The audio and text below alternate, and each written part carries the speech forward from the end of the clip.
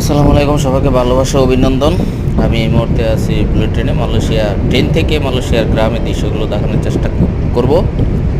আমি মূলত যাচ্ছি প্রকৃত মালয়েশিয়ার গ্রামে। যাওয়ার পথে আশেপাশের যে গ্রামের দৃশ্যগুলো রাস্তার পাশে পরে দেখানোর চেষ্টা করব আপনাদেরকে। যে দেখেন মালয়েশিয়াতে আসলে পরিবেশ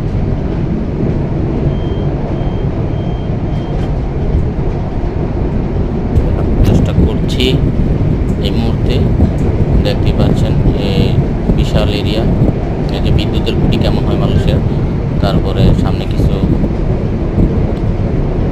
দেখি বাড়িঘর পড়ে কিনা। হ্যাঁ, এই যে দেখেন বাড়িগুলো মূলত ডুপ্লেক্স বা একতলা বিশিষ্ট হয়। ওই যে টালির যে ছাদগুলো তৈরি, টালির টিনের বদলে যে টালি দেওয়া হয়, টালি দিয়ে তারা বেশি ঘর তৈরি করে থাকে।